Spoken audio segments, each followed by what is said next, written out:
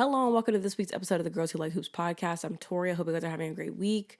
First things first, like and subscribe. Follow me on whatever you're listening to this on to stay up to date on new episodes. Feel free to rate the podcast, tell people how great it is before they tap in. Feel free to do that. If you have nothing nice to say, maybe don't rate it. You know what I'm saying? Or maybe don't do that. But where I've been, I disappeared for 2.5 weeks. I did.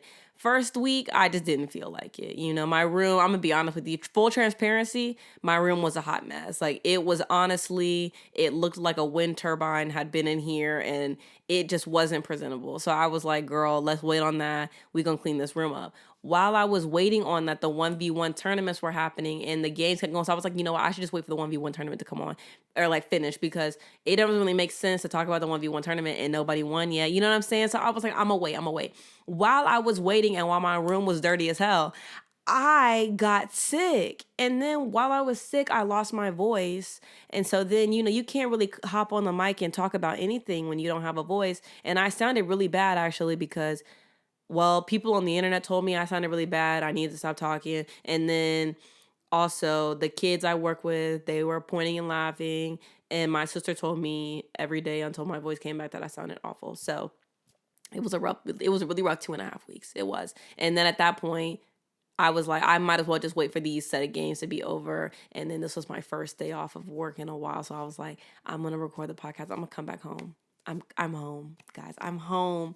Anyways, but if you want to participate in the poll question, it's available over on Spotify. It's either going to be about Marina Mabrey or Ariel Atkins and that trade with the Sky. Obviously, we're going to talk about that trade and others. We're going to talk about some signings that happened since the last episode. And then we're going to talk about some Unrivaled games in the 1v1 tournament. I'm not going to talk about all the games I missed since then because I don't feel like it. But you know what? And my voice still low-key isn't even really sounding like my voice. So we won't do too much. We'll let her rest up. But we'll definitely talk about the past few games. I'm going to be really real with you and keep it a buck. I ain't really been watching the games lately. My lunar owl, they took a L one of them days. And then I've been going and having Harry Potter movie marathons with my friends. So I've missed a couple. But you know what? I'm here now, though. And we're going to talk about some basketball, so let's get into it. First up, we have the Marina Mabrey trade request that she put in from the Sun. Obviously, they said no, which is so valid. I think that there's a lot of nuance to this situation, and there's so many, different, sides of it.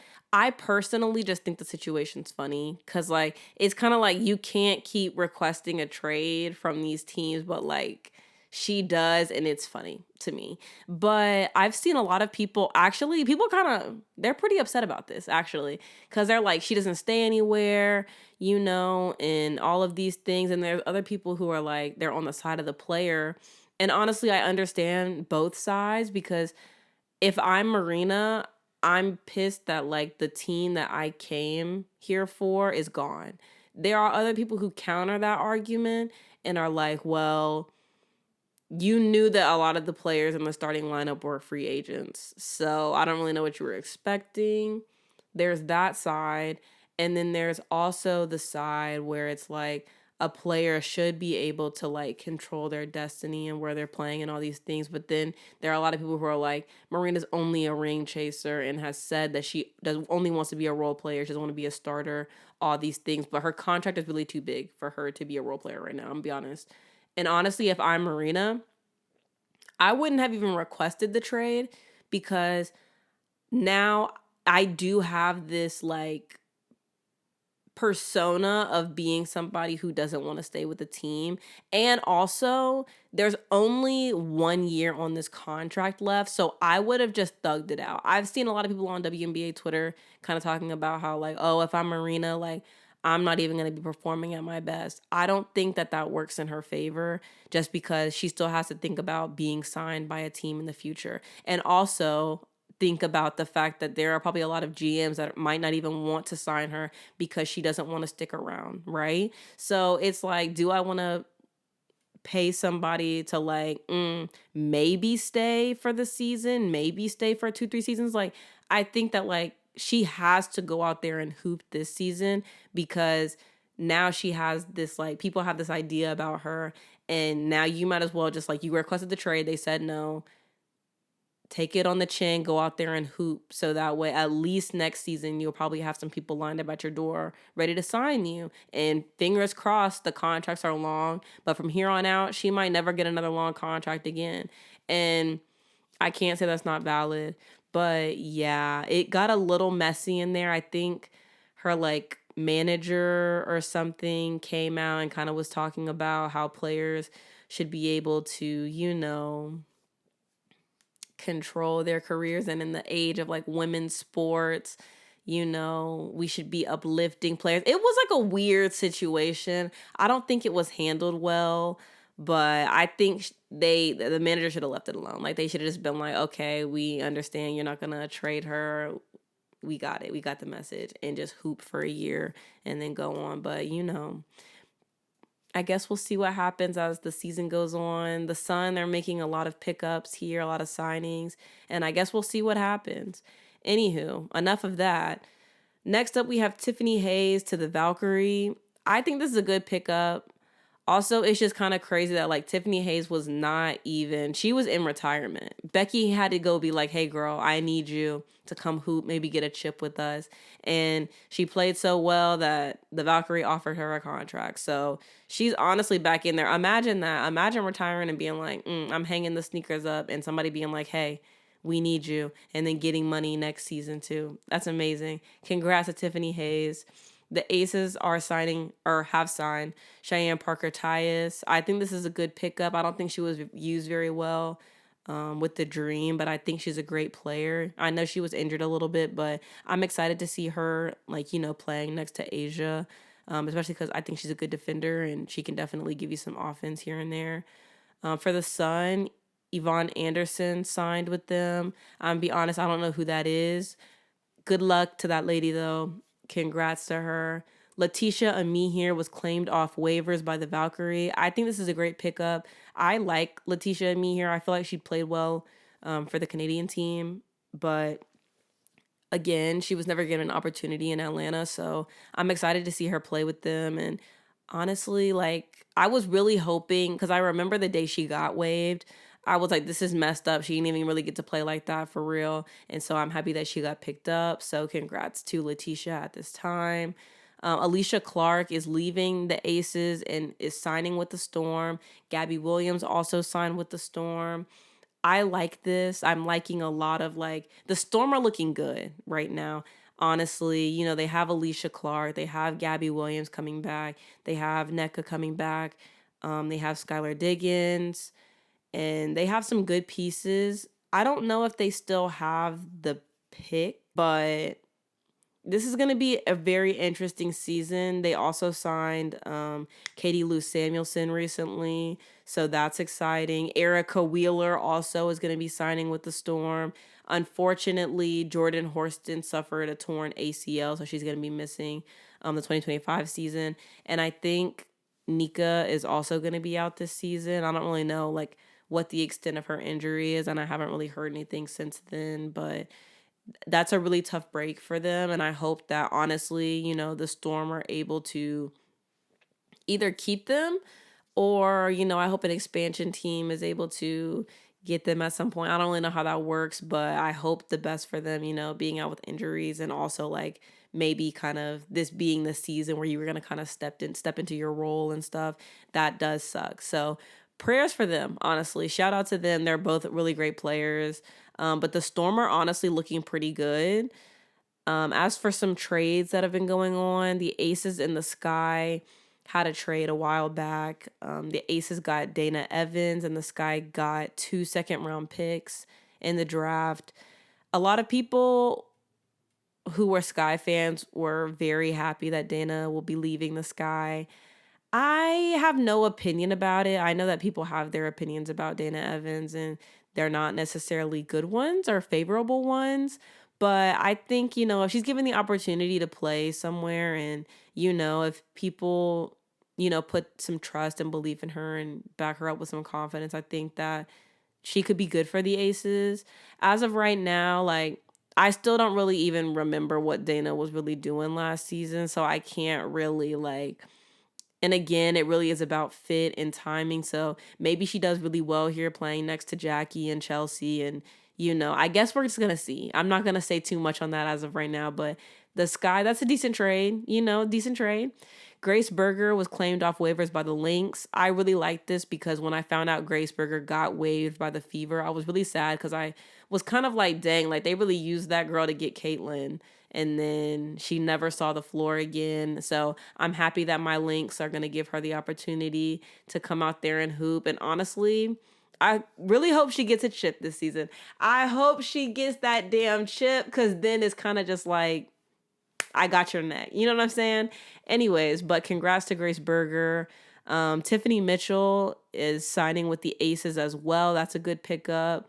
I don't know this person's name. I'm going to put it on the screen. I think it's Leila Lacan. Fingers crossed. You know what I'm saying? That's fingers crossed. That was actually not that lady's name. Her name is Leila Lacan. She is actually from the French national team. So I watched her highlights. She's actually pretty good, I'm interested to see what it looks like, But that's my bad on that. I wanted to come on here and set the record straight. That was not that girl's name. Okay. Regardless, they're signing with the Sun. I don't know who that is. Good luck to her, though, okay? Hopefully, I'm going to figure out who she is this season, though. I'm going to be watching all them games. We hope. I'm going to watch most of the game. I'll watch most of the game. It's going to be tough to watch every single one, but, like, I'm going to watch most of them, though. I'm going to watch most of them. Anyways, the Fever mutually parted ways with Katie Lou, as I said before. And, she's signing with the Storm. I already talked about Jordan Horston and Erica Wheeler. Isabel Harrison is signing with the Liberty. That's an interesting pickup. I'm interested to see that. I think she's a good player. She's a good vet. And honestly, when she got the opportunity to play with the Sky, she played well. So this should be really interesting. Lastly, there was another trade that happened more recently, like literally yesterday, between the Sky and the Mystics. The Sky got Ariel Atkins, and the Mystics got the 2025 number 3 pick, the 2027 first round pick swap, and a 2027 second round pick. So now the Mystics have I think 3 first round picks. I think they have 3, 5, and 7. I could be tripping. I'll Google that. Or actually, I might not even feel like Googling it. You Google it. Yeah, guys, go do some research. But yeah, the Mystics are doing, honestly, a great job with this rebuild. They have Aaliyah Edwards, which we're going to talk about a little bit later. And she's kind of coming into form and playing well and figuring out what works for her. And we're kind of seeing her, put some players on notice. So I'm interested to see what the Mystics look like, especially with who they draft this season. So I'm excited to see the Mystics. I know nobody was really paying attention to them last season, and rightfully so. Honestly, the Mystics weren't really doing nothing for real.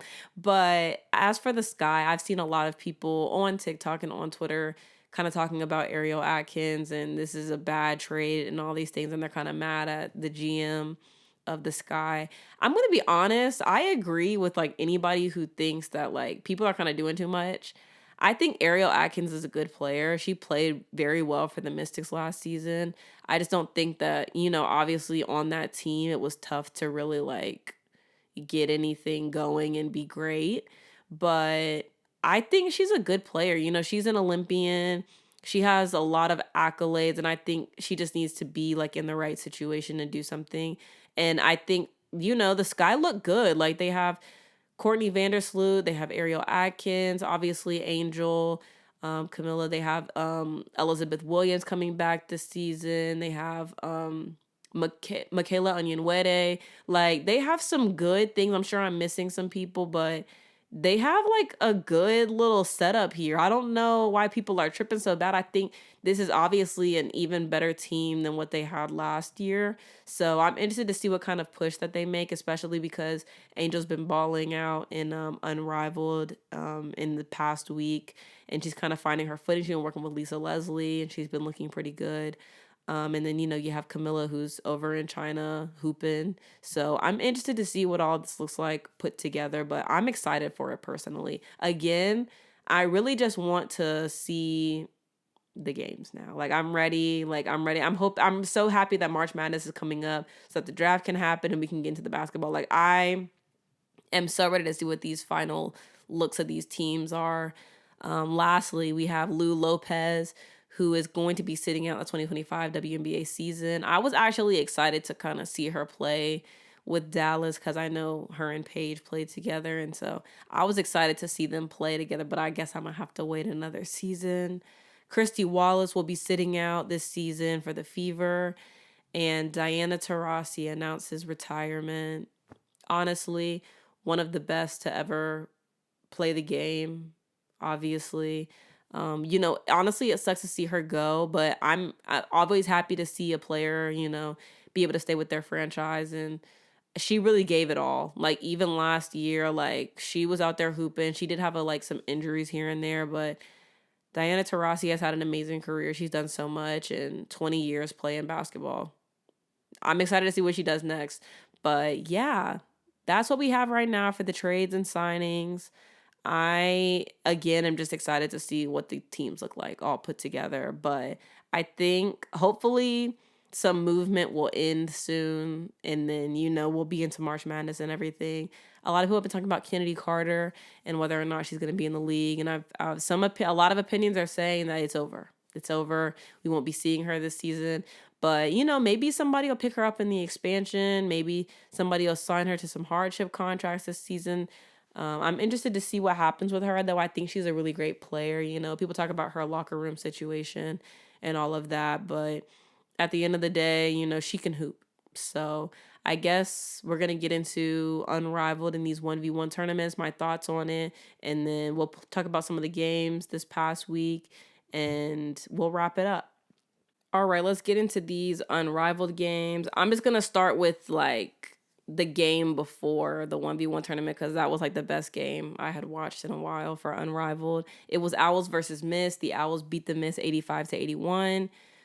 This game was honestly crazy. I felt like the refs were tripping. A lot of people are always talking about Napheesa Collier and the refs and whether, all these things.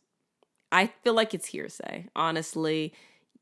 Do Napheesa be fouling people sometimes? Well, yes. Does she always get the call? No. That's just the name of the game. That's just the name of the game. I've actually seen a lot of people talk about not liking Napheesa Collier on Twitter, on Threads. It's been very strange. The conversation around Napheesa has been weird. There have been people talking about how she shouldn't have participated in the 1v1 tournament, all these things. And she's the creator, so obviously it was rigged. Let me just say this. Napheesa still got to go out there and hoop. Okay? She still has to go out there and make the shots and play defense and do all the things. She still has to go out there and win the games. Whether that's 1v1 or it's the team 3v3, whatever. Some of y'all are just doing too much. I'm seeing some people talk about, oh, Napheesa, I didn't like her response after she lost in the finals. Was she supposed to be happy that she lost? And not only that, but there were a lot of missed calls during that playoff series. So, I don't really know. And then there are people who are like, she's just too arrogant. She's cocky. Okay. She said, I'm the best player here. Was she wrong? I'll wait. It's quiet. She wasn't wrong. She wasn't wrong. She is the best player there. She's the best player there, and that's just the truth. I don't know what the beef is, but I'm hoping that she puts y'all on alert this season. Actually, I can feel a breakout season coming, and I hope that it does, because honestly, some of y'all have gotten a little too beside yourselves, honestly. That lady don't even do nothing but go out there and hoop and play with her baby. That's it. That's really all she be doing for real. And y'all gonna find a way to make her the villain? I hope she gives y'all a reason to make her the villain. Honestly. It's what you deserve. All right, so now we have this Owls versus Mist game. This was honestly probably one of the best games that I have seen in a while from Unrivaled. There was a lot going on. The Mist really... This was a rematch of that first game of the season, so I knew that they were really going to be bringing that next level. The game before, I think it was Laces versus Vinyl, or actually that might have been the game after. I really don't remember. Regardless, it got canceled because of injuries, but the Owls were able to pull out the win and beat the Mist. Y'all know I love the Miss getting beat. There's something about it because everybody was like, the Miss are going to be so good this season. And then we be seeing them and they don't be looking that good. So, I'm one thing about me, I'm a stand on hating. That's one thing about me. But, I love the players on the Miss. I just don't want to see them win. That's my tea. Anyways, Napheesa Collier was in foul trouble this game, and Shakira Austin hit the winning shot. For the Miss, some notes I have here. Jewel hit the 3 to give them the lead at the half. I'm not going to lie. At the beginning of this game, I was a little concerned. At the half, I was like, dang, y'all low-key getting whooped right now. Y'all need to lock in. I think that the Miss coach did a really great job rotating his players. It was I think he was actually rotating his players a lot, which I thought was a smart idea and a good idea. Stewie missed a good amount of layups on smaller matchups this game, which was honestly pretty shocking to me. They forced a lot of turnovers from the Owls. I think this was the most turnovers they had in a game up until that point. And then at the end of the game, Jewel airballed the winning 3, which I thought it was quite interesting. But you know what? I'm never going to do too much. For the Owls, I felt like the refs were kind of tripping. They were calling a lot of offensive fouls this game. I guess maybe they be on Twitter and they overheard what y'all be saying. Because that whistle, they were not choking on it this game, I fear. There were a lot of turnovers this game. Napheesa was in foul trouble, so she couldn't really defend the same way, which is why I felt like the game was a little bit closer than it should have been. For Stewie, she gave you 23 points, 17 rebounds, 4 assists, and 1 steal. She was 7 of 19 from the field, 1 of 2 from 3, and 5 of 5 from the free throw line. Like I said before, Stewie hasn't really looked like herself to me so far with this league, but this is still a pretty good stat line. This is, still a double-double. She was just missing some easy layups here and there. But, I don't think this is a really big deal or anything. I know for a fact, when the season starts, Stewie's definitely going to be, giving 100%, and she's going to be ready to, hoop and maybe get another championship, or, just play for the love of the game. Sometimes all it takes. Rakia gave you 15 points, 5 rebounds. She was 5 of 11 from the field and 3 of 3 from the 3. Jewel Lloyd gave you 11 points, 5 assists, 1 steal, and 1 block. She was 4 of 9 from the field and 1 of 4 from 3. Courtney Vandersloot gave you 15 points, 1 rebound, 5 assists, and was 7 of 11 from the field. She had a really great game. Aliyah Edwards gave you 12 points, 4 rebounds, and was 6 of 9 from the field. Dejanay Carrington gave you 5 points, 3 rebounds, 3 assists, and was 1 of 5 from the field. Pretty good. Honestly, the Miss, they were fighting to the death, but they just couldn't beat my Owls, okay? For the Lunar Owls, Napheesa gave you 38 points, 15 rebounds, 3 assists, 2 steals, and 1 block, and she was 16 of 27 from the field, 0 of 2 from 3, and 5 of 5 from the free throw line. Again, the best player there, no question. Alysha Gray gave you 18 points, 9 rebounds, 6 assists, and 2 steals, and she was 4 of 13 from the field, 4 of 9 from 3, and 3 of 3 from the free throw line. Skylar Diggins-Smith gave you 13 points, 2 rebounds, 5 assists, 4 steals, and was 6 of 12 from the field and 1 of 3 from the 3. Courtney Williams gave you 9 points, 2 rebounds, 5 assists, was 4 of 7 from the field. Shakira Austin gave you 7 points, 2 rebounds, and was 3 of 5 from the field and hit the game-winning shot after blocking Jewel's shot on the other end. Honestly, Shakira had a really great game. I feel like she's really stepping into, her growth this season. And again, she's another player that I'm excited to see this season, especially next to Aaliyah Edwards, who played phenomenally in the 1v1. And speaking of 1v1, let's talk about it. I had a really great time watching it. Some points were not as great as others, but that's okay. I've seen a lot of people's opinions on TikTok and Twitter and Reddit about the 1v1 tournament. The biggest, issue that I've seen people have with it was, guards versus bigs. And to me, I can definitely see what people are saying, but also I feel like if you can hoop, and you can beat anybody. But there were obviously some matchups a little bit later on in the tournament where you could tell that the matchup wasn't there was a huge advantage and disadvantage. I think I try my best to be lenient about it just because like this was their first season doing this and this was their first time trying it, and like us seeing a 1v1 of this caliber with this level of talent playing. So it was just exciting to see and watch and see who could, who was the best player there playing. Some people were out for injury and things like that, so they weren't able to participate. Next season, I would really like to see less matchups. I felt like we could have done without some of them. Like I felt like there were a few too many people participating, especially when I looked at like some of the matches we're going to talk about a little bit later that I didn't enjoy. There was some who just didn't need to be out there, I fear. But yeah, I thought it was fun though. I saw a lot of people, like I said, with that gripe about the advantages and disadvantages. But I think to me, like, if you're a big, you have your advantages and disadvantages, and as a guard, you have advantages and disadvantages. Like as a guard, you probably have an easier time creating a shot because you can handle the ball well. Bigs who did well in the tournament were bigs who had a handle, who could create their own shot. And honestly, I think that's just what it comes down to. Guards can be quicker, and at the same time that they can be quicker, bigs, they back down their defender, and that's a tough thing to guard. It does the advantages and disadvantages, but I enjoyed it, for what it was, and I hope that they're doing it again next season. I thought it was fun. To me, what made the matchups fun to watch was the defense that some of the players are playing. Again, not every single matchup was the same, but I really enjoyed the games where you could tell that both people were just out there to compete and were putting everything on the line to win the money. So that was really fun to watch. And then I also enjoyed when people weren't settling for just shooting the ball. There were a couple of matchups where people were just kind of settling for, jumpers, but I really enjoyed watching the most when people were getting to the rim and, like I said, defending well and putting everything on the line. So that was fun to me. Obviously, Napheesa Collier ended up winning all of it at the end. There were a lot of people who said she shouldn't have been participating.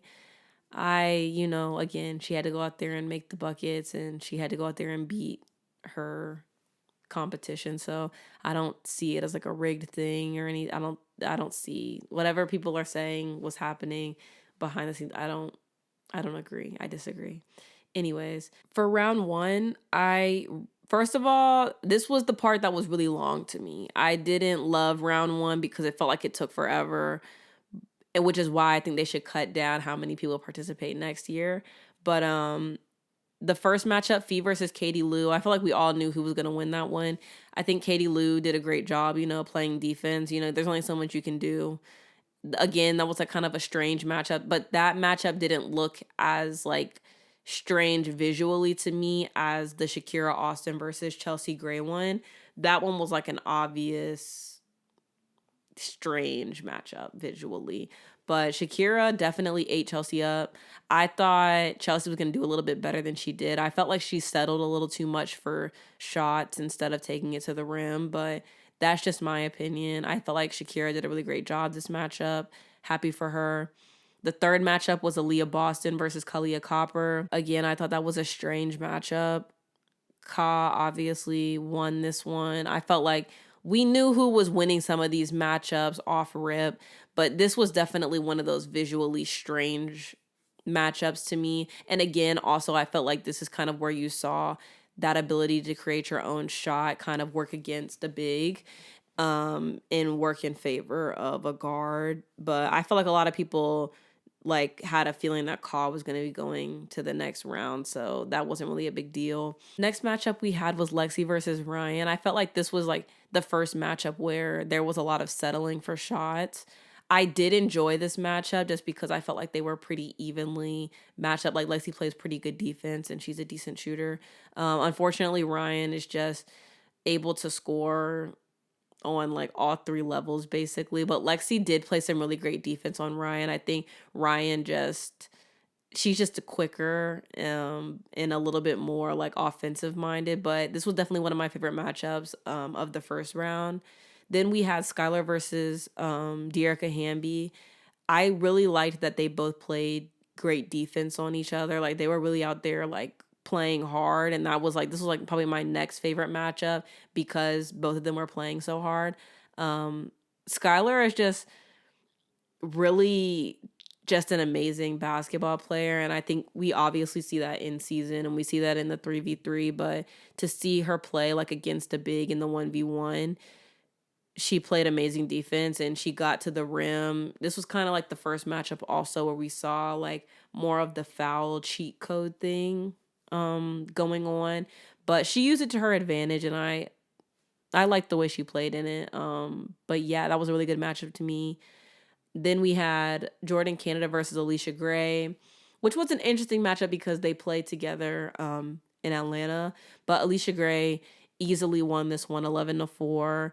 Jordan, I don't know. I don't really remember this matchup that much, but I remember Alysha played some really great defense and, she put everything on the line. So it was interesting to see. Next up, we had Jackie versus Rakia. Jackie actually got hurt a bit during this matchup, but I really did love that she like really put everything on the line. Like even when she got hurt, she still went back out there and, tried to play defense and everything. And Rakia just really used her length to her advantage. She got to the rim and she played well. I hope Jackie's okay and everything. I don't really know what's going on with her injury. I know that she got hurt in a game previously, and then she came out to play this one, and then, got shook up a little bit, and then we haven't really seen her play since then in Unrivaled, but I hope she's doing okay. But I don't know. To me, like, this matchup made me love Jackie even more because, like, she really showed she has heart, getting back out there on the floor despite being injured and, still attempting to compete. So I really loved that. Lastly, that day we had Stewie versus Aaliyah Edwards, and Aaliyah Edwards like came out swinging. She was hitting every shot. Like she did well of like she can create her own shot. I think she's a quick player. Like she has a quick first step, but also she knows how to defend and she can also shoot. She can handle the ball well. And I think she's one of like the bigs where to me it doesn't matter if she's playing against a guard or a big because she has like the advantages of both. So that was a really good matchup. That was definitely on Twitter. Everybody was talking about it, but Stewie took the loss like a champ. Aliyah beat her 11-0. And she went and tweeted her later on and told her that she did great. So that was a really good matchup to me. I really enjoyed that. And to me, this was like the beginning of Aliyah kind of putting some players on notice. So yeah, really cool matchup that first day. All right. Then we had day 2, which was the second round, the quarterfinals. The first matchup we had was Ka versus Alysha Gray. Alysha did really well against Ka. To me personally, Ka hasn't really looked like herself. Since this league started, she's able to give you like 20 here and there, but not really like on that consistent level and basis that I think like a lot of people are expecting to see. I'm interested to see like maybe what she does this season with the Mercury though. I think that they really need her. Obviously the Rose need her. She got hurt and I think that she hasn't really been playing since the 1v1s, but again, hope she's okay and I hope she's kind of able to get back into, playing like herself again. She started the season last season for the WNBA. She started really well and then we just haven't really been able to see that same like level after the Olympics. She played really well in the gold medal game. And then we haven't really seen that same like level of intensity and accuracy since then. But I'm hopeful that, Unrivaled is kind of, able to help her, kind of get back into feeling like herself and she's able to really play and look like Ka when she comes back to the WNBA. But yeah, Alysha definitely cooked her. Next up we have Ray Burrell and Jewel Lloyd. I really like Jewel. Here's the thing also, what I didn't like. I didn't like that some players only had to play one game a day, or like I didn't like that some players had to play 2-3 games and like then there was somebody who didn't have to play. I didn't like the bye thing in the 1v1 tournament because at that point just let them play. But that was one of the things that I didn't love about the 1v1 tournament was the bye situation. I felt like the there were 4 byes, so they could have played each other. I didn't like that some players didn't have to play a game at all, and there were some players who had to play 2 games a night when like one person was fresher than the other. I didn't love that. So I think next season they definitely need to work on that, figure out like what needs to happen with the scheduling on that. I think that cutting down how many people are playing in it would help with that, but also even if they keep the same format as they did this year, have the bye players play each other, because otherwise it just feels unfair to me. The matchup that we had was Ray Burrell versus Jewel Lloyd. Ray was cooking Jewel. I don't know. I need to see what Jewel kind of looks like playing with the Aces. Right now, I'm not really like sold on it. Jewel hasn't really looked like Jewel in a while, and I'm hoping it's just because, she needs a change of scenery or something, and maybe she's not going that hard in the league. But Jewel isn't really looking like herself right now, but, hopefully playing with the Aces, playing next to Asia and Chelsea, it'll be like a good thing for her. But Ray Burrell did a really great job. I think she used her length really well here. And I had a really great time watching that matchup. Next up, we had Shakira versus Azare. This was a matchup that made sense to me. And this was probably the first matchup where I was like, I can definitely see why bigs should play bigs, because they're both like long players. So I feel like they matched up well together. But yeah, Azare ended up beating Shakira. Then we had Phee versus Rakia. This is kind of where more of the rigged allegations came about.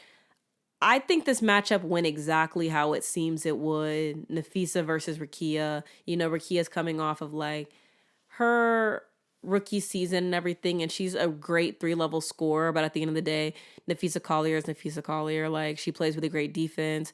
She has the ability to, handle the ball well, create her shot, get to the rim.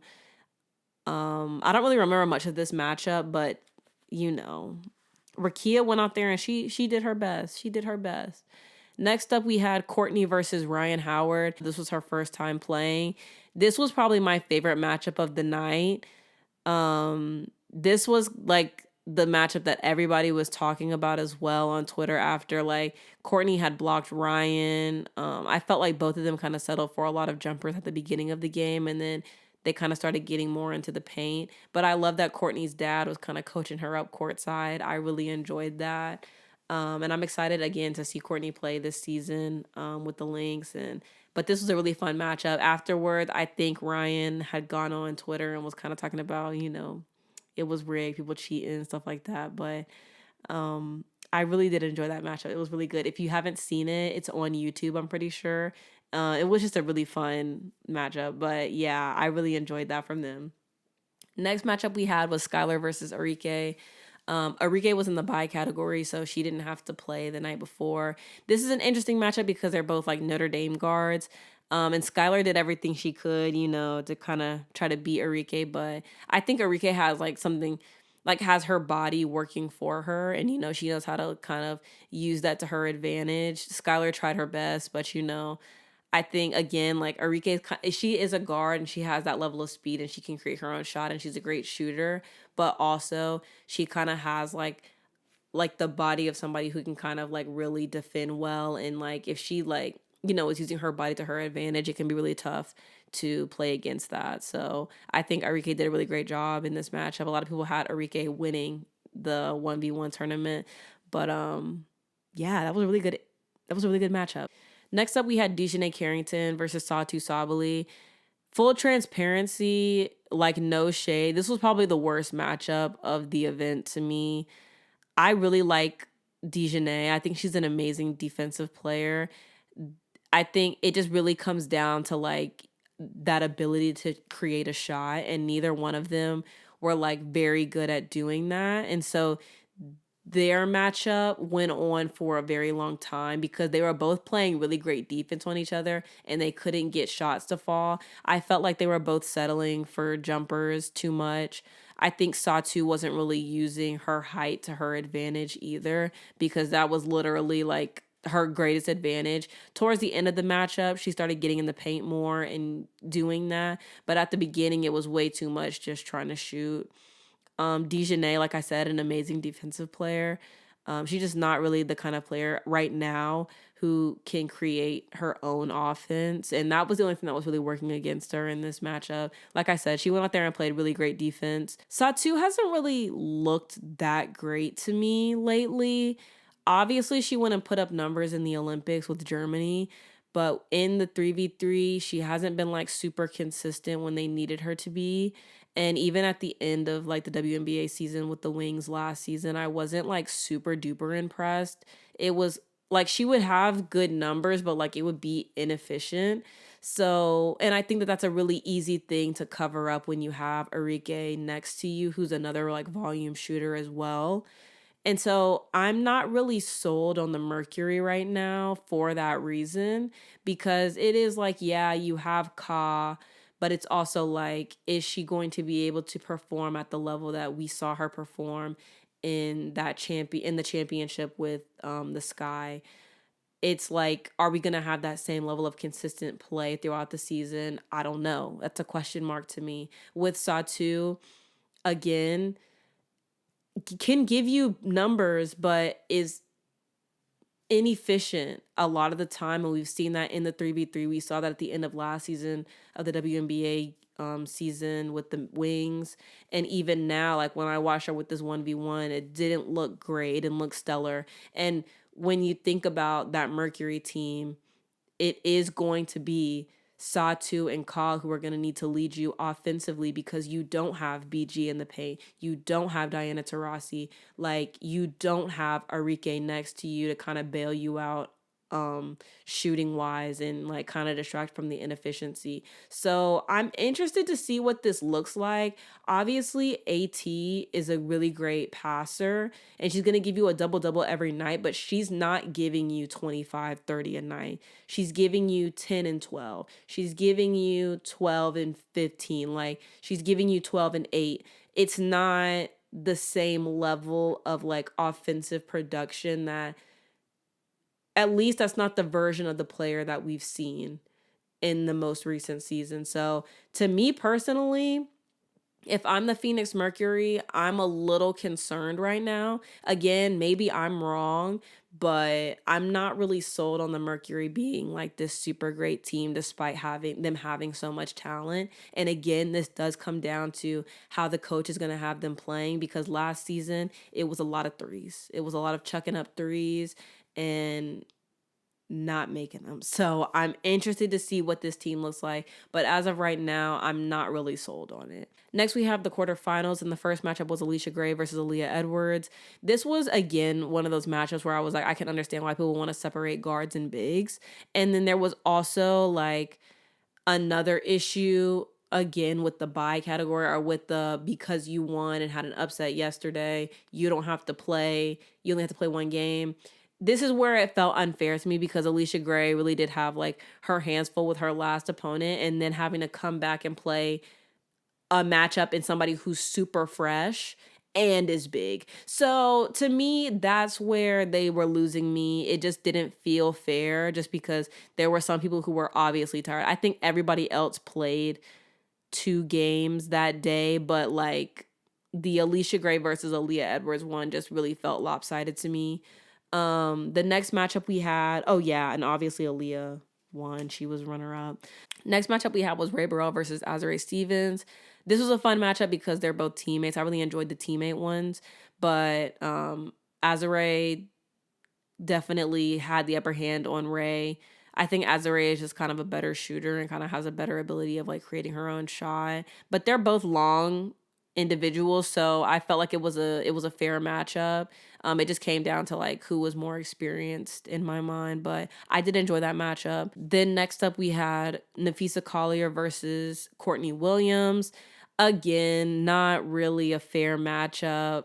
Courtney was she was giving it her all. It just didn't matter, because Phee can hit you with that FU fadeaway. She can hit you and get you at the rim. She's obviously bigger than Courtney. Courtney was out there, like I said, giving it her all. Her dad was over there coaching her up. It just wasn't enough. You know, it's tough to beat Napheesa any day of the week, but definitely if you're a guard playing against her, she's going to win that matchup every time. And then lastly, we had Satou versus Arike. Obviously, Arike won. Satou just wasn't cut like that in this one, and that's okay. Then we had the semis, and we had Aaliyah Edwards versus Arike. I thought that this was a good matchup just because I feel like, again, Arike kind of has, like, if there's one guard that I felt like could have beat Aaliyah Edwards, it would have been Arike because of her size. And she could have used that to her advantage. Unfortunately, Aliyah is just like super quick. Like, she's just fast. And like I said, she has that handle. She's able to kind of like, hit that crossover, and she's able to hit shots. She's able to get to you at the rim. She's able to back you down. But this was a good matchup, though. Arike gave it her all. But unfortunately, Aliyah was just able to pull it out. Then we had Azare versus Napheesa. I liked this matchup. They're both equally long, but again, I feel like Azare definitely gave her a run for her money. But, Napheesa is Napheesa, and I think she's going to have like a really great season this year and have been playing really well and Unrivaled. So she obviously took that game, but I did like the matchup. It was a matchup that made sense to me. Then in the finals, we had Aaliyah Edwards versus Napheesa Collier, and this was like a 3-game one. I think they went to 9. I know some people didn't like that they switched up the score and switched up like, the formatting of the games. I didn't mind it. I don't mind a best of 3. I don't mind that. At first, Aaliyah definitely was cooking her. First game, she just looked faster. She looked fresher. She looked younger. She looked better. Youth was on her side, and she took game 1. And then by game 2, Phee kind of started like, it was more of a mental thing, I think, to me. And, she just kind of was able to score at will in games 2 and 3. And she was able to win the money and, get her teammates the $10,000. Aaliyah got, I think, $25,000 if I recall correctly. But yeah, that was a fun like little 1v1 tournament to me. I had a really great time watching, and I'm excited to see how they tweak it next year. And I guess we'll go from there. Next up, we're gonna talk about these Unrivaled games. Just go through a couple of them really quick, and we'll keep it pushing. I'll let you guys go. So Tuesday, February 18th, we had Rose versus Vinyl. The Rose beat the Vinyl 61-51. And this was the Rose without Ka. Chelsea Gray gave you 26 points, 2 rebounds, 2 assists, 1 steal, and was 11 of 20 from the field, 2 of 5 from 3. This was probably one of Chelsea's best games. I think after the game was over, she said, there had been a lot of talk about she's not the kind of player that XYZ. And so she kind of, was reminding people who she is. Can't be mad at it. She showed up, delivered. She was efficient. I liked this kind of game from Chelsea. Angel gave you 16 points, 15 rebounds, was 3 of 6 from the field, and 5 of 5 from the free throw line. I like that performance, a good double-double. Lexi Hall gave you 2 points, 4 rebounds, was 1 of 7 from the field, and 0 of 4 from 3. That was a kind of a rougher game for Lexi, but, I'm sure she'll bounce back. Lexi's done really well playing with Angel and with Chelsea, and, she just has to kind of find her footing and find her offense, but, she always plays great defense, so good on Lexi. Next, we had Brittany Sykes, who gave you 17 points, 5 rebounds, and was 7 of 17 from the field, 0 of 4 from 3, and 2 from 2 from the free throw line. I'm not mad at it. 17 points, I'll take it any day of the week. And that honestly looks really great next to Chelsea's 26 points and Angel's 16. Then we had Azare Stevens, who gave you 17 points and 5 rebounds. She was 7 of 17 from the field, 0 of 4 from 3. Again, those 17-point performances next to Angel's 16 and 15 and Chelsea's 26. Amazing, honestly. Good win for the Rose. For the Vinyl, there was no Jordan Canada. Ryan Howard gave you 24 points, 3 rebounds, 3 steals, 2 blocks, and was 7 of 19 from the field, 4 of 9 from 3, and 3 of 3 from the free throw line. I don't mind it. That's a really good performance. Obviously not her most efficient night, but, she went out there and she did what she did. Dearica Hamby gave you 22 points, 11 rebounds, 2 assists, and 1 block, and was 7 of 15 from the field, 0 of 3 from 3, and 4 of 6 from the free throw line. I'm not mad at it. Good double-double. Dearica always comes through and delivers. Arike had 2 rebounds, 3 assists, 1 steal, and she just had a rough night on the floor. She was 0 of 7 from the field, 0 of 3 from 3. Obviously, I always believe that Arike has the ability to take over a game. This just unfortunately wasn't like her night, and that's okay. We'll see her on the next one. Aliyah Boston gave you 5 points, 5 rebounds, 1 steal, and 1 block, and was 1 of 3 from the field, 2 of 2 from the free throw line. And Ray Burrell gave you 4 points, 3 rebounds, 3 assists, 3 steals, and was 1 of 7 from the field. She didn't have the best night from the field, but she gave you those rebounds, assists, and steals. I think everybody on the team just kind of has to show up a little bit more. Obviously not Ryan and De'Erica, but you need more from Arike, you need more from Aaliyah, you need more from Ray. And I think maybe with Jordan Canada in the game, if she wasn't out, maybe you're able to get, some better looks for some of these players. But yeah, I think you just need a little bit more. The Rose came out on top, they did well. Next up, we had Phantom versus Laces. The Laces beat the Phantom 75-68. There were a lot of injuries to the Laces, which is why they had to cancel that game before the 1v1 tournament. But they picked up Kiki Jefferson and Benajelani Hamilton to play for the Laces. For the Phantom, Sabrina gave you 16 points, 13 rebounds, was 6 of 17 from the field, 2 of 9 from 3. Honestly, a double-double. I don't mind it. I like it. I do think that you need more points from her, unfortunately, just because, you're not always going to get, that same level of production from anybody else. So you kind of need Sabrina to give you 20-plus every night. Satou gave you 15 points, 7 rebounds, 2 assists, was 6 of 11 from the field, and 1 of 5 from 3. She was pretty efficient from the field. I'm not mad at it. I think you do need more than 15 points from her. And I think she's a talented enough player and a very good competitor and can give you more than 15 points. Natasha Cloud gave you 13 points, 4 rebounds, 8 assists, and 1 steal. She was 6 of 10 from the field, 1 of 5 from 3. Very decent. I like that stat line. BG gave you 14 points, 3 rebounds, 3 blocks, and was 5 of 12 from the field. Katie Lou gave you 10 points, 3 rebounds, 5 assists, was 3 of 5 from the field, 2 of 3 from the 3, and 1 of 2 from the free throw line. I don't mind it. I like that. For the Laces, there was no Tiffany Hayes, no Jackie Young, no Kate Martin, or Alyssa Thomas. So they were just playing with their 5 players. Kayla McBride gave you 30 points, 7 rebounds, 4 assists, 2 steals. She was 9 of 19 from the field, 2 of 9 from 3, and 5 of 5 from the free throw line. I'm really excited to see Kayla play in the WNBA this season. I'm so excited to see her and Phee and Courtney and some of the other players on the team kind of come in and, prove why they should be winning a championship this season. I'm super excited to watch her play, but she's been looking amazing in Unrivaled. And I'm excited to see her continue that on once the season starts. Natisha Heidemann gave you 8 points, 7 rebounds, 4 assists, and 2 steals, was 4 of 12 from the field and 0 of 4 from 3. She really goes out there and plays hard. One thing nobody can take away from her, she goes out there and rebounds, she passes the ball well, and she defends. So she played well. She was not that efficient, but, she did what she did. Steph Dolson gave you 8 points and 8 rebounds. She was 2 of 5 from the field, 0 of 2 from 3. Usually I think you're used to maybe seeing a little bit more from Steph, but, she's like one of the only players on the team who is playing besides Kayla. So good on her. Benajelani Hamilton came out there and she had an amazing night. I think she hit the game winner this night as well. She gave you 23 points, 3 rebounds, 2 assists, 1 steal. She was 10 of 17 from the field, 0 of 1 from 3, and 2 of 2 from the free throw line. She had an amazing night. For this to be her first night, you would have thought she'd been playing all season. But Benajelani Hamilton is honestly just an amazing player. She plays great defense, and she went out there and shot the ball. That's kind of the Laces' MO, is just go out there and shoot. And that's what she did, and she came up big.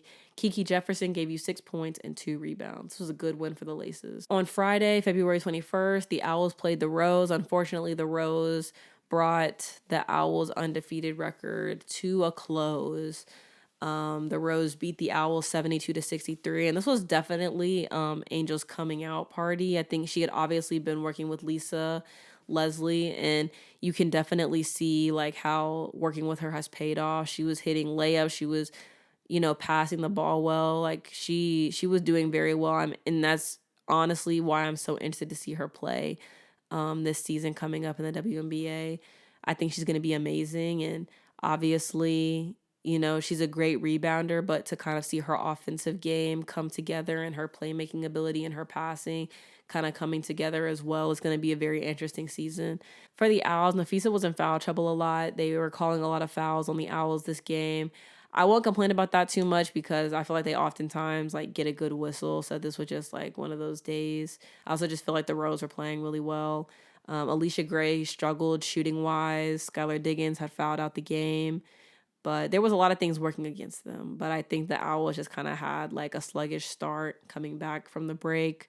Skylar gave you 22 points, 5 rebounds, 5 assists, was 10 of 19 from the field, and was 1 of 3 from the free throw line. Again, she fouled out. I think otherwise they still would have lost this game, but, she put everything out on the line. Alysha Gray had 19 points, 4 rebounds, 1 steal, and 1 block. She was 6 of 17 from the field, 1 of 8 from 3, 3 of 3 from the free throw line. I think if she had been, shooting a little bit better from 3, maybe we are looking at a different game. But I think also they just started the game off kind of slow. The Rose got out ahead of them very early on, and it was kind of hard for them to try to catch up, especially being in foul trouble. Napheesa Collier, Angel defended her well. She held her to 16 points, 10 rebounds, 4 assists, 3 steals, and 5 blocks. She was 6 of 14 from the field, 2 of 5 from 3. Shakira Austin gave you 4 points, 2 rebounds, and was 1 of 3 from the field. Courtney Williams gave you 2 points, 1 assist, 1 block, and was 1 of 4 from the field. For the Rose, there was no Kalia Copper or Azare Stevens. Angel fouled out the game, but she had such a great game that didn't matter. They just got off to a really great start, like I said. They forced a lot of turnovers from the Owls. Chelsea Gray was hitting some amazing shots this game as well. Angel just showed her mastery of the game. She was passing well, bringing the ball up, defending, rebounding. She was doing everything that you needed her to do, and I think seeing her this aggressive definitely makes the Rose a team to beat. Chelsea Gray gave you 26 points, 6 rebounds, 5 assists. She was 9 of 20 from the field, 3 of 5 from 3, and 3 of 3 from the free throw line. Not crazy efficient, but like I said, was hitting some crazy shots, hit some threes here and there, and went to the free throw line, so they had a good game. Angel gave you 22 points, 21 rebounds, 2 assists, 1 steal, 1 block. She was 10 of 19 from the field, 0 of 1 from 3, and 1 of 2 from the free throw line. She is actually the first player in Unrivaled history to perform a 20 and 20 game, so congrats to her. Lexi Hull gave you 8 points, 4 rebounds, 2 steals. She still had a rough time shooting this game. She was 3 of 10 from the field and 0 of 2 from 3, 2 of 3 from the free throw line, though. Brittany Sykes gave you 16 points, 4 rebounds, 4 assists, and was 6 of 8 from the field, 0 of 1 from 3, and 2 of 3 from the free throw line. Next up, we have Miss versus Vinyl. The Vinyl beat the Miss 72-65. Stewie gave you 18 points, 13 rebounds, 2 assists, 1 steal. She was 7 of 15 from the field, 1 of 3 from 3, 2 of 2 from the free throw line. Jewel gave you 12 points, 1 rebound, 5 assists, 6 of 10 from the field, 0 of 2 from 3. Honestly, pretty efficient night for Jewel. I do think that you need more from her. Rakia gave you 4 points, 1 rebound, 1 assist, 1 steal. Typically, Rakia gives you a little bit more, but I'm sure maybe she's just going through a slump right now. But I'm sure she'll be back on her A game soon. But yeah, you definitely need more from Rakia. Courtney gave you 21 points, 5 rebounds, 2 assists, 1 block. I genuinely will say this. I think in order for the Miss to win, Courtney Vandersloot can't be your best player. Like I said, she gave you 21 points, 5 rebounds, 2 assists, 1 block, 7 of 11 from the field, 2 of 3 from 3, 3 of 4 from the free throw line. She had an amazing night. But if the Miss want to win a game, they definitely need somebody else to help her offensively. Aaliyah Edwards gave you 6 points, 10 rebounds, 2 assists, and was 3 of 6 from the field. Honestly, Aaliyah played really well. This is her coming off the 1v1, so she did a great job. Dejanay Carrington gave you 4 points, 2 steals, was 2 of 6 from the field. Again, I think I always just expect her to be more of a defensive player, but I'm excited to see if her game is able to, develop a little bit more offensively this season coming up. So I'm interested to see what she looks like with the Wings. For the Vinyl, there was no Enrique, But Ryan Howard gave you 26 points, 4 rebounds, 3 assists, 3 steals, and 1 block. She was 9 of 20 from the field, 4 of 11 from 3, 2 of 3 from the free throw line. I think you need her a little bit more efficient, but that didn't matter this game because they were able to pull out the win. Dearica Hamby gave you 23 points, 9 rebounds, 3 assists, 1 steal, was 9 of 16 from the field, 2 of 2 from the 3, and 2 of 3 from the free throw line. Jordan Canada gave you 10 points, 3 rebounds, 5 assists, 1 steal, was 5 of 8 from the field. Very efficient. I like that. Ray Burrell gave you 13 points, 4 rebounds, 3 assists, and 2 steals, was 4 of 6 from the field. I love that. Congrats to Ray Burrell on that one. Aliyah gave you 7 rebounds and 1 assist. I think the team just played really well, honestly. Everybody did their part. They scored. Mostly everybody was in double digits. And yeah, you can definitely see how they were able to beat the vinyl. On Saturday, the Laces played the Owls. I didn't watch this game, but the Owls beat the Laces 88-60. For the Laces, there was no Tiffany Hayes, no Jackie Young, no Benajelani Hamilton, no Kate Martin, no Alyssa Thomas. Only had 4 players available. Kayla gave you 18 points, 7 rebounds, 2 assists, and was 6 of 13 from the field, 0 of 5 from 3, 4 of 4 from the free throw line. I think this is tough because Kayla at that point is the only person that you have to worry about, so you're able to easily defend this team and beat them, and I guess that's what the Owls were able to do here. Natisha Heidemann gave you 11 points, 3 rebounds, and 3 assists, and was 4 of 11 from the field, 1 of 3 from 3, and 1 of 1 from the free throw line. Steph Dolson gave you 7 points, 5 rebounds, 1 steal, and was 3 of 8 from the field. Ariel Atkins gave you 10 points, 1 rebound, and 1 assist, and was 3 of 10 from the field, 2 of 5 from the 3, 1 of 1 from the free throw line. I'm not mad at it. Good performance. For the Owls, Alysha Gray gave you 26 points, 6 rebounds, 3 assists, 3 steals, was 9 of 15 from the field, 2 of 7 from 3, 3 of 3 from the free throw line. Skylar Diggins-Smith gave you 25 points, 2 rebounds, 5 assists, 2 steals, 9 of 17 from the field, 3 of 6 from the 3, and 3 of 3 from the free throw line. I like both of those guards giving you that much. I like that. Everybody on the team gave you double digits. I can understand how they won the game. Napheesa Collier gave you 16 points, 9 rebounds, 2 assists, and 2 steals. She was 5 of 9 from the field, 1 of 4 from 3, and 3 of 3 for the free throw line. And I like that stat. I don't mind it, especially when you have your guards giving you 20 plus. Napheesa doesn't always have to carry the weight of the team, and I really like that. Courtney Williams gave you 11 points, 10 rebounds, and 7 assists, and was 5 of 12 from the field, 1 of 4 from 3. Shakira Austin gave you 10 points, 2 rebounds, 1 steal, 1 block, and was 5 of 7 from the field. Very efficient. I like that. Next up, we have, oh my gosh, there's so many games left. I'm so sick of doing this. Okay. Next up, we have Vinyl versus Phantom. The Phantom beat the Vinyl 79-72. For the Vinyl, still no Enrique, but Ryan Howard gave you 28 points, 4 rebounds, 3 steals, and was 10 of 24 from the field, 7 of 13 from 3. Pretty efficient from the 3. Not super efficient from the field, but again, if you don't have Enrique out there, I think you definitely have to, everybody has to kind of step up. Dearica Hamby gave you 19 points, 6 rebounds, 2 steals, was 6 of 13 from the field, 0 of 2 from 3, and 4 of 5 from the free throw line. Jordan Canada gave you 13 points, 10 rebounds, 8 assists, 5 of 11 from the field, 0 of 2 from 3, and 2 of 2 from the free throw line. I'm not mad at it. I think that's a good performance from Jordan. Ray Burrell gave you 10 points, 1 steal, was 3 of 8 from the field, 0 of 2 from the 3-point line, and Aliyah Boston gave you 2 points and 2 rebounds, 1 of 3 from the field. I think when I think of Aliyah Boston, this is what I mean when I'm I think that the Fever's success really depends on Aliyah being able to play well and, get some points. She hasn't looked super great in her games with the Vinyl. So I'm interested to see what that's going to look like during the WNBA season and whether or not this is just a format that doesn't really suit her as well. So yeah, I'm interested to see what she looks like. For the Phantom, Sabrina gave you 22 points, 9 rebounds, and 3 assists, was 9 of 22 from the field, 2 of 8 from 3, and 2 of 2 from the free throw line. I'm going to be honest. I can see how the Phantom won. I do think, though, if Sabrina's that inefficient, you have to be able to go out there and win the game. But, the Phantom were able to pull out the win. Multiple players, almost every single player gave you double digits except for Katie Lou, but she even had an efficient night as well. Satou gave you 13 points, 7 rebounds, 4 assists, was 4 of 12 from the field, 2 of 6 from 3, This is what I'm talking about. We've got to be a little bit more efficient. Satou has to give you more than 13 points a night.